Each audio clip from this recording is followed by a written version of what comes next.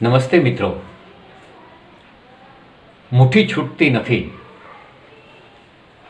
હાથમાં જે આવી જાય છે એ પછી છોડવા તૈયાર થતા નથી આપણે.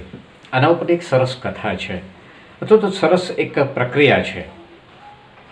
આપણા ઉત્તરાખંડના કેટલાક તીર્થસ્થાનોમાં યાત્રીઓના લાડ પ્યારથી કેટલાક વાંદરાઓ જંગલ છોડીને શહેરમાં વસવા લાગ્યા છે, અને આ વાંદરાઓનો ત્રાસ પણ વધતો જતો હતો.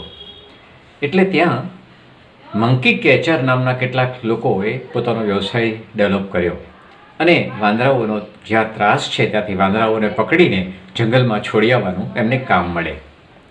તો આ વાંદરાઓને પકડવા માટે એ લોકોએ એક એવડા મોટા પિંજરા બનાવ્યા લોખંડના, કે જે સામાન્ય રીતે વાંદરો ઉપાડીને લઈ ન જઈ શકે એટલું વજનદાર પિંજરું હોય.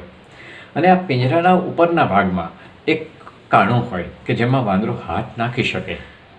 એવું દરેક પિંજરાની ઉપર એક કાણું હોય, અને એક કાણામાંથી વાંદરાનો હાથ નીચે સુધી એ પિંજરાના તળિયા સુધી જાય, અને તળિયે કેટલાક સૂકા મેવા, કાજુ, દ્રાક્ષ, સિંગ કે કેવાક જે વાંદરાઓને ભાવે છે એવા કેટલાક ખોરાકના ઢગલા કર્યા હોય.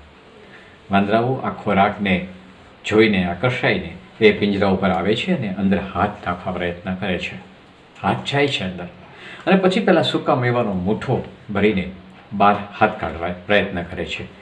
પણ એ પિંજરાની અંદર કરવામાં આવેલું કાણું એ એટલું જ માપસર કે એટલા ડાયામીટરનું છે કે વાંદરો હાથ ખાલી હોય તો નાખી શકે, પણ ભરેલી મુઠ્ઠી બહાર કાઢવા જાય તો હાથ બહાર ન નીકળે. જ્યાં સુધી મુઠ્ઠી ન છોડે ત્યાં સુધી એ હાથ બહાર ન નીકળે. પણ આ મંકી કેચરને બધાને ખબર છે કે વાંદરાના હાથમાં એક વખત જે આવી જાય એ છોડવા તૈયાર નથી થતો. એટલે એ ખૂબ પ્રયત્નો કરે છે બંધ મુઠ્ઠીએ બહાર હાથ કાઢવાનો, અને હાથ નીકળતો નથી.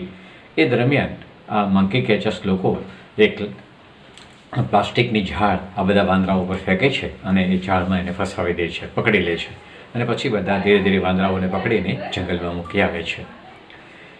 વાંદરાઓ આ ઝાડમાં ફસાઈ જાય છે એનું કારણ માત્ર એક જ, કે જે મુઠ્ઠીમાં આવી ગયું છે એ છોડી શકાતું નથી. જો છૂટી જાય તો હાથ બહાર નીકળી જાય ને ભાગી જાય. આપણું કંઈ આવું નથી. આપણું પણ કંઈક આવું નથી કે હાથમાં જે આવી ગયું છે ને હવે છૂટતું નથી. ઘણી બધી મુક્તિ મળે એમ છે, ઘણું બધું બહાર નીકળી શકાય એવું છે, પણ ના, હવે હાથ છૂટતો નથી, મુઠ્ઠી છૂટતી નથી. મિત્રો, ઝાડમાં ફસાઈ જવામાં કેટલીક આવી મુઠ્ઠી છૂટતી નથીની ટેવ આપણને પરેશાન કરતી હોય છે. Thank you.